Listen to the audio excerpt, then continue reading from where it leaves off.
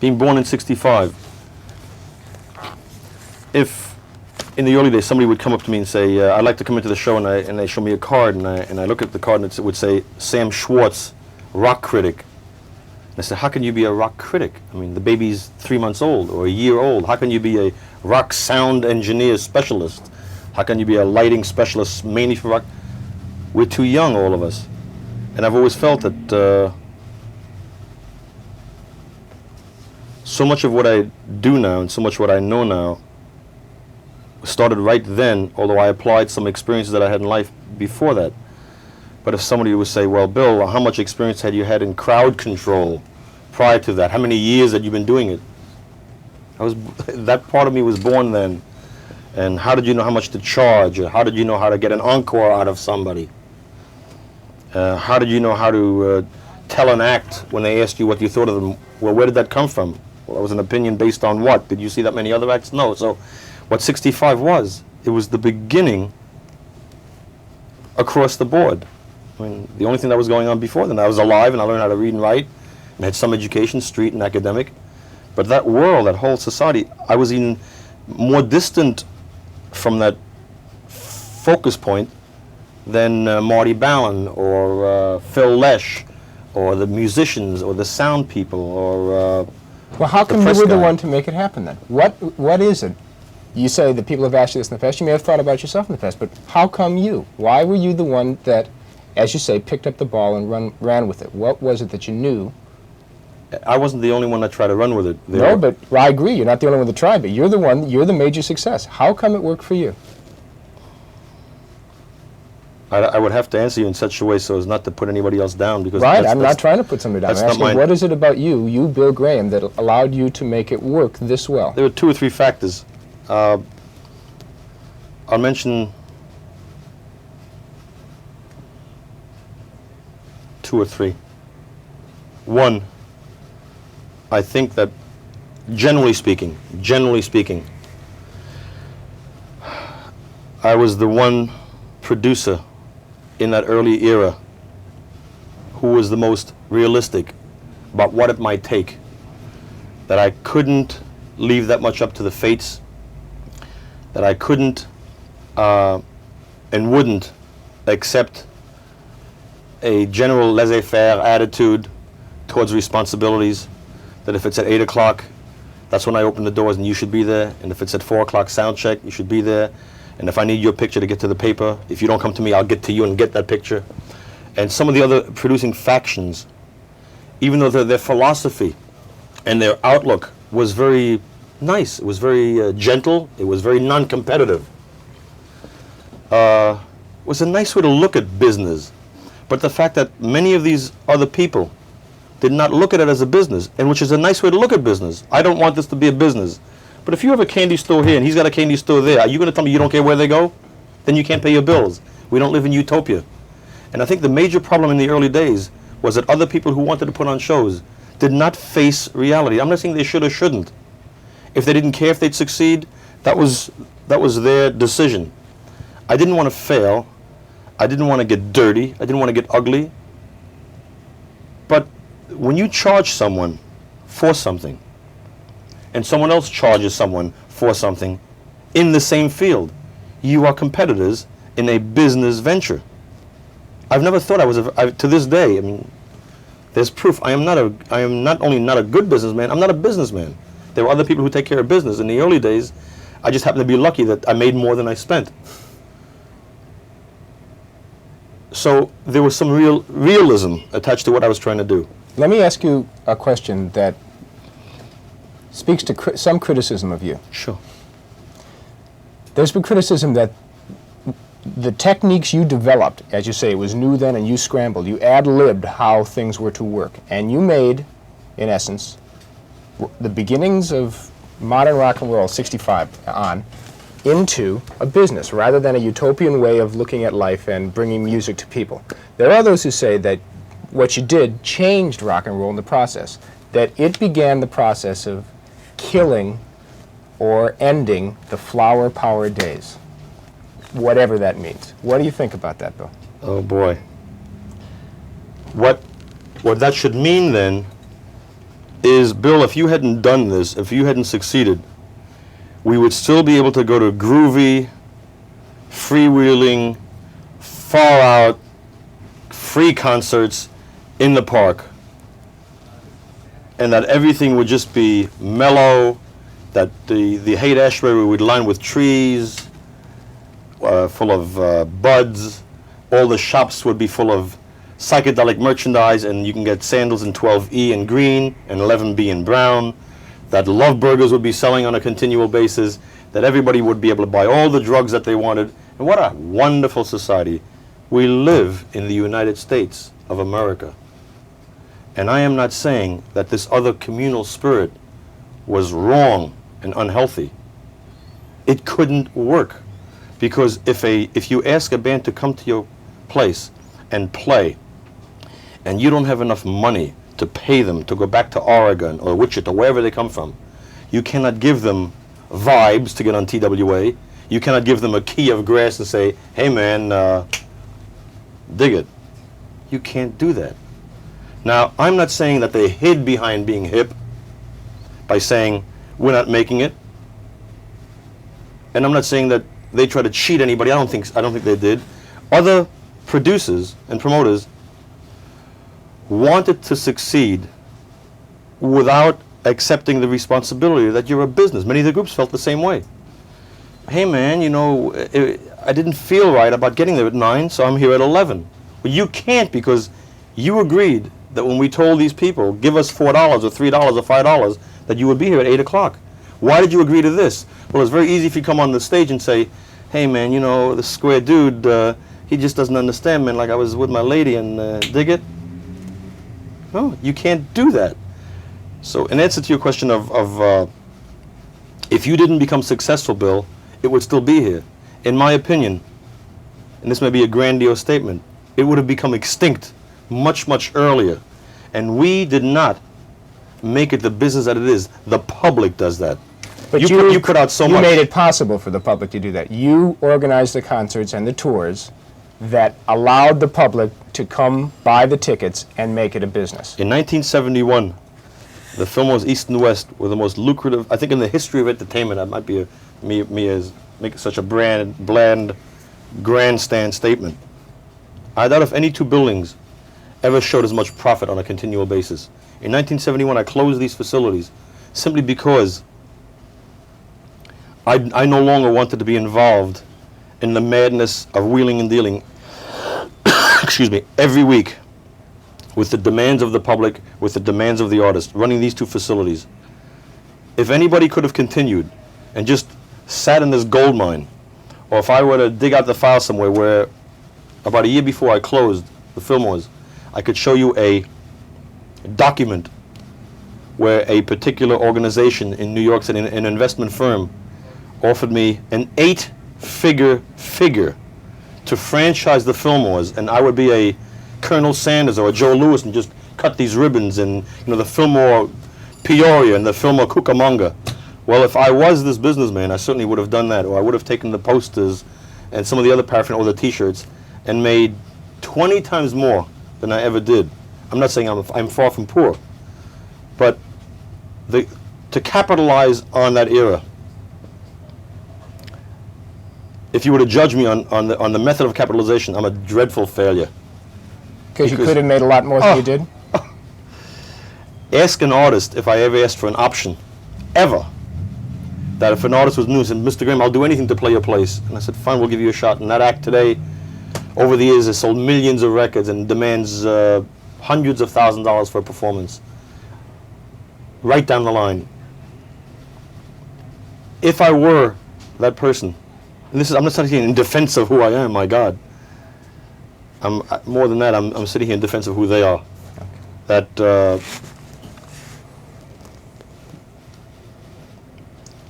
well, let me ask you a direct question then. Sure. You say to me, I am not a businessman. I don't function like a businessman. Describe yourself to me. What is your image of yourself? You tell me who Bill Graham is. What do you do for a living?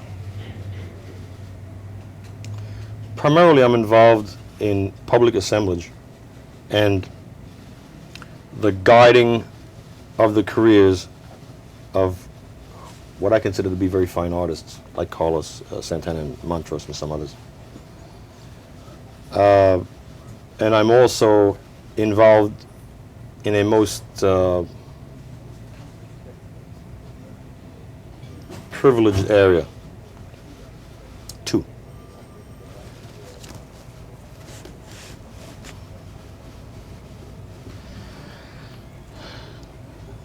I think the artist is the most privileged of all species. The artist can take his palette or his pen or his clay and go somewhere, make his statement and say, here it is, and this is what I have to say, and I'll be judged by that. The actor to some extent, but he needs other people. Now, I am not an artist. As I said years ago, I wanted to be an actor, but even an actor isn't the pure artist because he needs other people's words and other people to work off of. I consider myself to be the next most fortunate in that, not being an artist, I have the opportunity and grasp the opportunity less now than I did before. I'm not as fortunate anymore because the real power in our business now is the headliner who can dictate. If you want me, you got to take this other act, this sound, this light. But for a long period of time, and to some extent I still have some of that left, I can say I have the privilege of renting for a day this facility. I have decided to take these artists, put them on that stage, and through advertising and publicity or the desire on the parts of other humans, I will have these people come to the same meeting place, and at a given time, these people will affect these people, and these people will affect these people. Hopefully, they will have had a good time, they will have had a good time, I will have had a good time, they spent some money, they also made some money, I made some money, nobody loses. That's a very rare privilege, and perhaps they will have learned something by a type of act that I put on that stage. Not just another rock and roll act, maybe I put on Yusef Lateef with Jefferson Airplane, or King Curtis with Aretha Franklin, or the Tower of Power with Miles Davis. And somebody may have said, I never heard Miles Davis before. I really came to see the headliner, but I had to see this act before. So in the end, if somebody leaves there and say, hey man, that's not bad. I thought the only thing that existed was rock and roll. Or somebody said that the only thing that ever existed was grass, but wow, this is fresh air. Now, the producer, if you are a producer, you stand in the wing and you can ego trip pretty nicely. On the experience that you created, you brought together. You are not responsible for the performance. You are responsible for the chemical juxtapositions of moving things a certain way. What happens when a person comes to a facility? You take their ticket. What happens from that point on? Now, I'm not saying it's always groovy and it's always vibey, but I don't say, come to my gig where the environment is pleasant, where you have a nice stage setting, where I guarantee you the group will play 19 hours, where we will have a jam. No, it says Fleetwood Mac and the Jefferson Airplane or Santana or the Rolling Stones, and this is the price of the ticket, come. It's not right for me to walk on the stage and say, oh, if you only knew the trouble I had with the sound system. You think they just came out for the encore? Let me tell you how we got them out for the encore. You think B.B. King and Chuck Berry and Albert King and Paul Butterfield just walked out there? Let me tell you about the craziness I went through backstage. No. That's like you going to a restaurant and the maitre d' comes over and says, before I get you the steak, if you knew the service I had with the cow. That's what the ticket is all about. So I can't speak for them. I can only tell you that I know I'm fully cognizant of the privilege and power that a producer has. A producer can change your taste buds. I don't make the decision to change you. But if you come to a facility and you see, and you're a Grateful Dead fan, and before the Grateful Dead go on, Miles Davis is on the show, and you come in and say, oh God, this other act, Jesus. And all of a sudden you listen to that stage, and you hear Miles's trumpet, or you hear Mavis Staples singing gospel. Now you can't spell gospel, you don't know where it even comes from.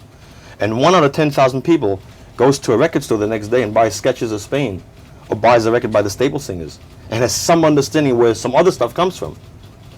Do you know who I am? For me, I'm heavy duty. Because you changed, because you taught somebody something? Is that I didn't teach it to them. They went to that facility to see that, which they may never have seen if I wasn't mad enough or interested enough to put that on a stage. I didn't make Mavis Staples' chops. I didn't tell or teach Yusef Lateef how to play brass or read instruments. But they may never have come there to see the Grateful Dead and seen that if I didn't decide to put them together. Or they may never have experienced a day at Winterland where they could see a Last Waltz or a New Year's Eve show where all of a sudden 5 years later they'll see me in the street and say, Bill, remember that New Year's Eve where that horse, the black horse came out and the white guy in the diapers and the white horse with the black guy in the diapers and they had these flowers and we had this hourglass. I said, yeah, it was. He said, wow, Bill. God, no. Wait, how does that make you feel when Great. That's it. That's that and the money or what you do it for. The fact that you mentioned that and the money. Well, because we can't ignore the money. The money's there. But one of the hardest things to convince anybody of, which I don't try to convince anybody of, it was never just the money. Now, am I going to sit here and lie to you and say, oh, shucks, I live the same way I used to. Oh, shucks, I just have this little Jaguar. And shucks, I just have this little house on 12 acres. Or, gosh, no. Why not? If a man leaves a gig where he earns 26 grand a year and goes to a gig where he earns 120 a month, does he do that for the money? Is he crazy? Why does he do that? Because some people look at survival and say, at any cost, survival. And some other people say, God, when I grow up, I want to be a fireman. Then he becomes a fireman. He says, you know, I'm not getting off. But God, that's what I wanted to be. I'm going to be a goddamn fireman for 20 years. Some other guy says, I want to be a fireman. And all of a sudden, he's climbing up the ladder. Jeez, I don't want to be a fireman anymore. He says, I think enough of myself to get off this ladder and try something else. I think I'll be a waiter or a taxi cab driver or a statistician. Well, I went through that era. And at the age of 35, I'd gone through office management and regional management and statistics and waiting on tables and driving taxis and running an office. And all of a sudden, in 1963, I said, the hell with it. I'm going to stay with what I enjoy doing, being involved in the theater. And 2 years later, they ran out of money. And we put on 4 or 5 benefits after the first one. I said, I like this. I have not only a capacity for doing it well, I enjoy it, which is not the same as running an office. I know how to run an office. I didn't want to come to the office every day wearing a suit and tie. You're late, Miss Smith. Who wants to do that? Somebody else? Fine. If he doesn't have the balls to get up and try something else, that's his hang-up. It wasn't my hang-up. I've got a different hang-up now that I'm still doing what I think I'm doing pretty well. And I'm trying to do other things, which is a whole subject in itself, which we'll do some other time. But to have been in San Francisco in 1965, to have been given a shot at doing what I do, how many people have an opportunity to make full use of something that is totally alien to academic training, that relies 95% on street sense and common sense, and that relies also on another aspect of your characteristics, which I tried to mention to you before, about the 3 things that let us do what we do. The fact that I'm somewhat realistic about what it's all about, that I think I possess a certain amount of tenacity. And the third one is the one that everyone misses, has missed for 10, 12 years. And when I mention it to you, you're going to say, well, that's a little bit vain or a little egocentric. I don't mean it that way. If this element of my nature didn't exist, I don't think I could sit here. And I just hope that you and the viewers can understand that through the years of beautiful madness of what we go through, we are in the most joyful, most insane, most pleasant, most disgusting, greatest, vilest business I know of. We buy and sell people and put them on stages in front of people for public consumption. And it's a great business. And it's a great love affair. At the same time, when the plane lands and they forgot an instrument and you have to cancel, when the guy doesn't feel the vibes and he doesn't want to leave his hotel room, when something goes crazy, you have one of 2 choices. You go crazy, or you relate to something that you hope you possess, and that's a sense of humor. If you don't have a sense of humor in the midst of all this madness, you can't survive. I am not a funny person. I am not a comedian. I don't think I do funny things.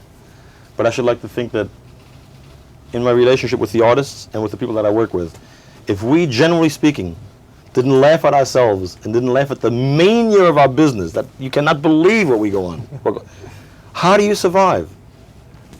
And that more than anything else is the reason that we're still going at it. Because we can laugh at ourselves